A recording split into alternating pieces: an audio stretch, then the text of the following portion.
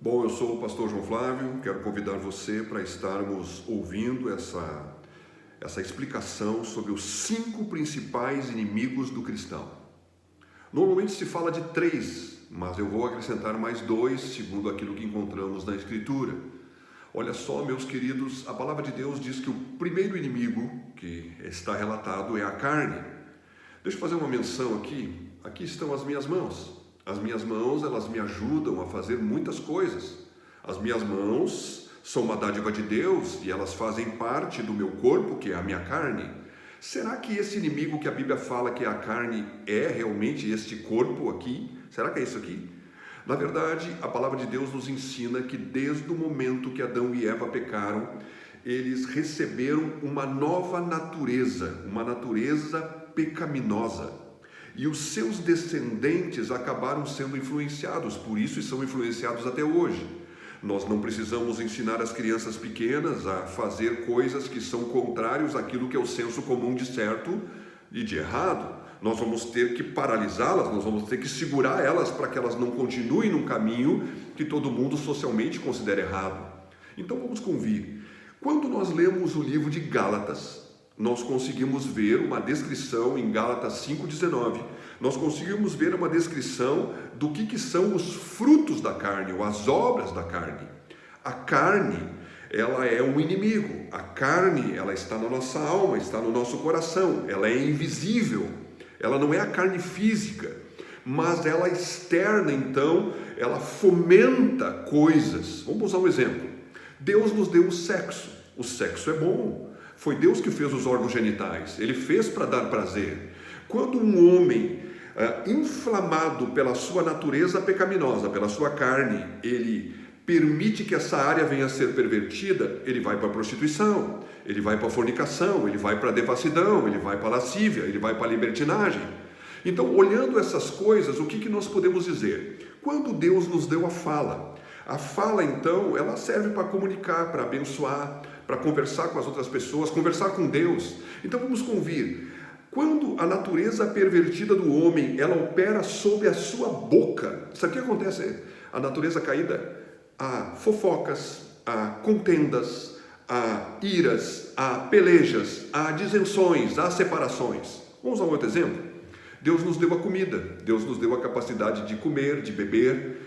E quando um homem, ele tem essa parte dessa dádiva de Deus inflamada pela sua natureza caída pecaminosa, o homem vai viver para comer, o homem vai viver para beber, o homem vai exagerar nessas coisas.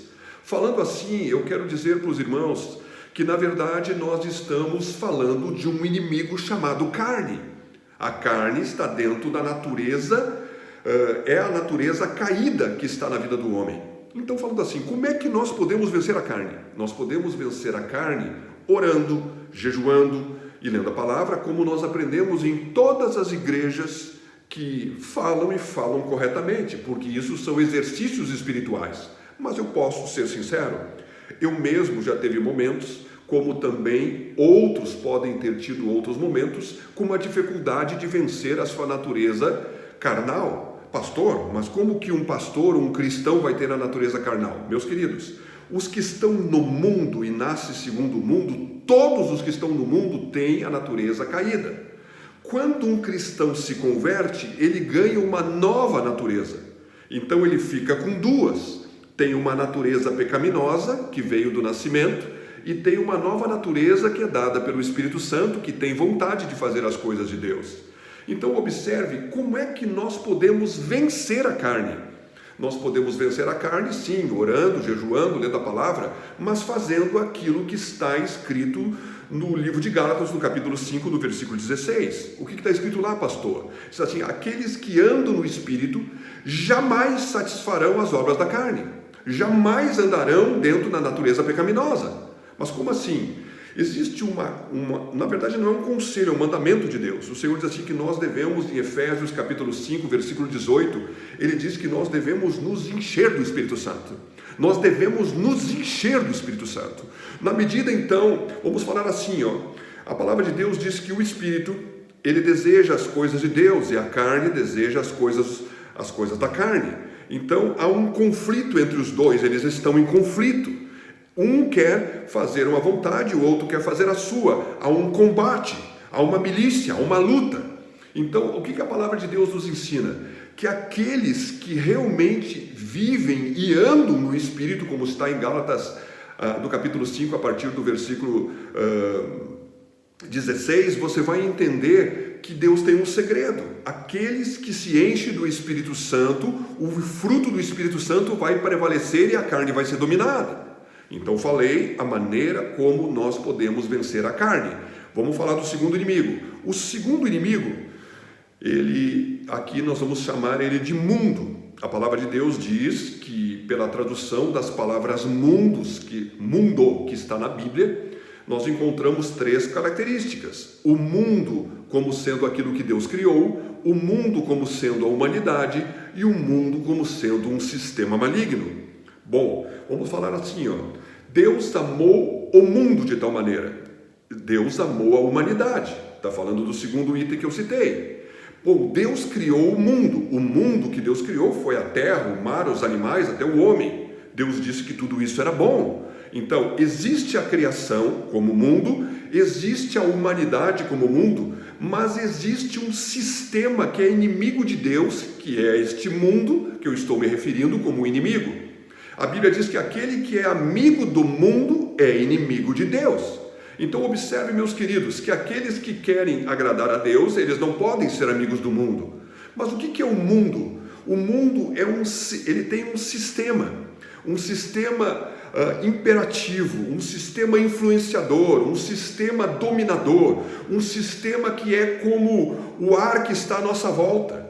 Observe que todos nós podemos ver assim, quando nós vamos ver um esporte num canal que fala de esporte, pode ser que o programa pudesse até ter esse nome, agora o mundo dos esportes, e o outro então, o mundo da política. Venha estar conosco para poder entender de economia. Aqui está o mundo da economia. Então, existe um sistema, tanto no programa como nos assuntos. Eles vão falar de segredos, eles vão falar de coisas que acontecem.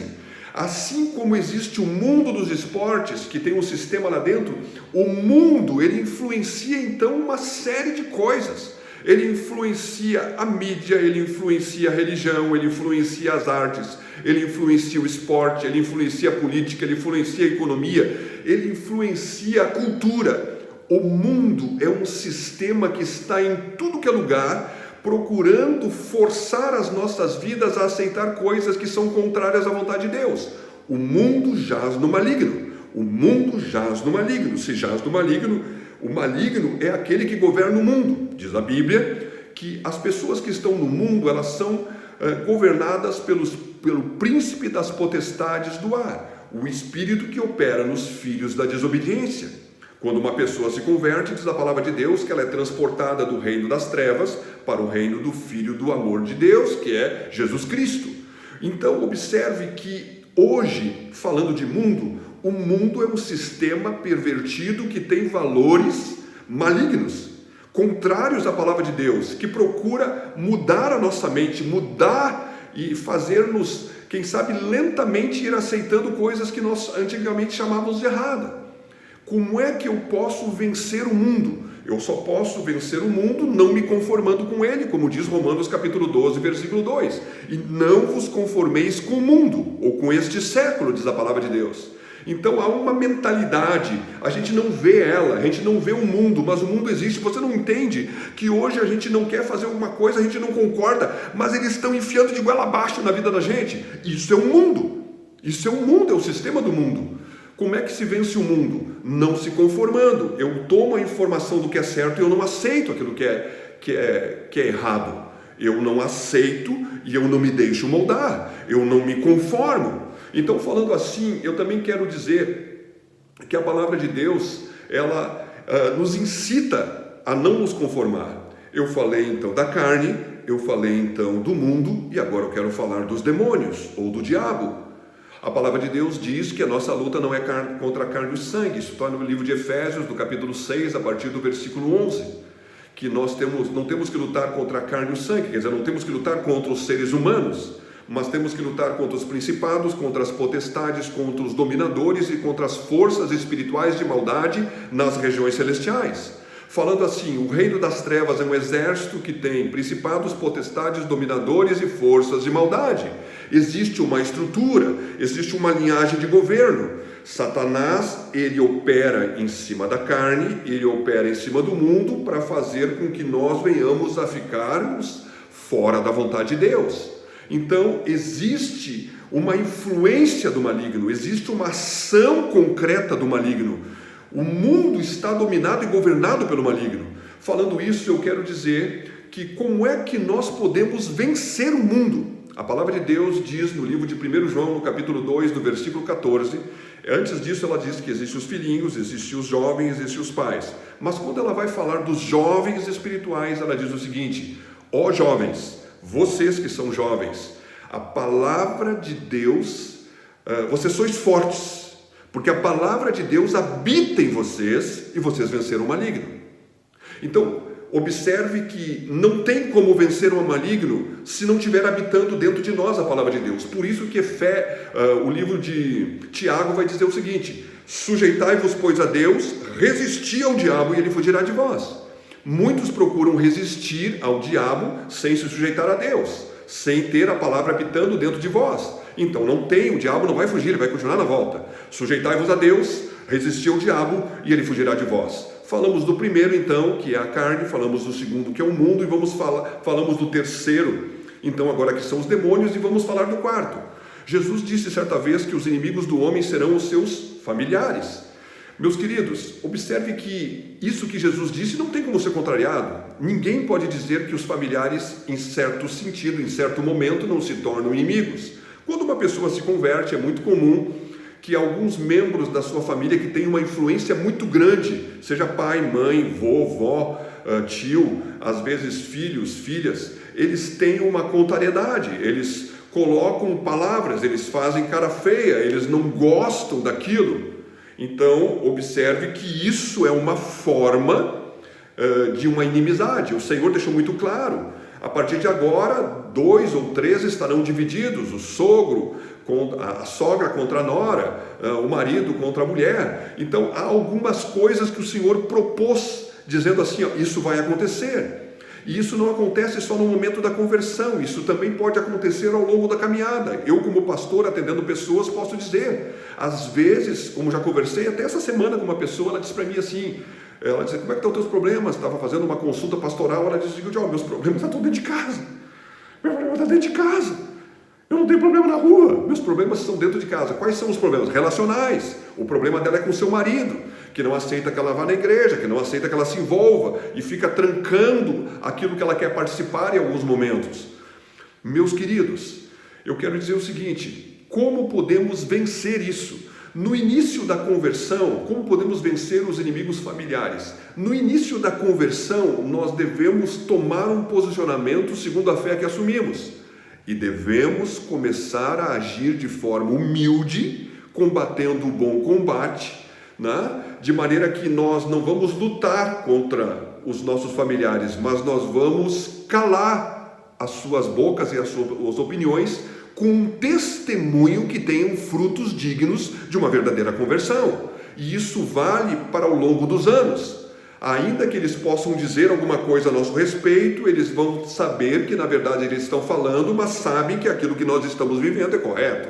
Eu falei então do primeiro, que é a carne, falei do segundo, que é o mundo, falei do terceiro, que é os demônios, e agora estamos terminando de falar do quarto, que é, na verdade, os familiares. Agora vamos falar do quinto. O quinto, diz a palavra de Deus, ele diz assim: o meu povo está sendo destruído porque lhe falta o conhecimento. Meus queridos, eu quero nominar que o quinto é a ignorância do conhecimento bíblico. Você sabia que a maioria das igrejas hoje, elas nem têm mais escola dominical? Você sabia que nunca foi tão fácil ler a Escritura? Você não precisa mais comprar uma Bíblia, você pode simplesmente pegar o celular e ir na App Store, ou seja o que for ali, aonde você vai, no Play Store, e você pode baixar uma Bíblia, ou várias Bíblias, com várias versões. Mas as pessoas têm a Bíblia, mas as pessoas não leem a Bíblia. Deixa eu dizer uma coisa, Jesus disse muito claro que Ele é o pão vivo que desceu do céu. Quem de mim se alimenta viverá por mim. Então, nunca na história da igreja desse tempo, nunca se leu tanto pouco a Escritura. Você sabia que às vezes tem pessoas que têm anos de fé e não leram nem o Novo Testamento? As pessoas começam a ler e elas não têm prazer de ler. Meus queridos, é por isso que a fraqueza, quando uma pessoa nova se converte, você vai encontrar na Escritura uma preocupação muito grande do Senhor, no que diz respeito a deixar escrito que Ele não gostaria que nós ficássemos sendo levados por qualquer vento de doutrina. Isso é normal, ouve uma coisa, ouve outra, porque não conhece a Escritura e não deu tempo de conhecer, ela vai ser influenciada. Às vezes uma pessoa que recém se converteu, ouve uma coisa na internet, ela vem apavorada para falar conosco. Mas por quê? Porque ela não conhece, nós vamos explicar, ela vai entender. Mas vamos convir, meus queridos, isso quando passam os anos e conhecemos apenas coisas muito básicas e não crescemos no exercício disso que é tão fundamental. Eu quero perguntar para você, você está lendo a Escritura? Você está meditando na Escritura? Sabe que nós temos tempo para tudo e não temos tempo muitas vezes para ler a palavra de Deus. E quando lemos ela, fizemos como a semeadura, daquelas 4 tipos, né? Ela é semeada só na beira do caminho. Nós lemos, ela é semeada no coração, saímos dali e o diabo tira. Isso acontece. E é por isso que não há crescimento, é por isso que não há desenvolvimento, é por isso que não há maturidade. Mas pastor, eu já li a Bíblia não sei quantas vezes. Certo? Muito bom, a tua despensa está cheia de pão. Mas quando passam os anos, posso falar de mim mesmo, eu sou um pastor. Mas a verdade é que com o passar dos anos, meus queridos, as coisas que nós lemos, que nós paramos de ler, nós não lembramos o versículo direito, nós esquecemos até o nome, nós podemos trocar os nomes, nós nos confundimos nos contextos, às vezes estamos falando de uma coisa e a outra. Nós precisamos renovar a nossa mente. Meus queridos, a maior crise, tudo aquilo que eu falei, seja carne, seja mundo, seja demônio, seja familiares, tudo isso pode ser definitivamente bem combatido se eu estiver lendo a Escritura. Então a falta, um cristão que lê a Escritura é forte.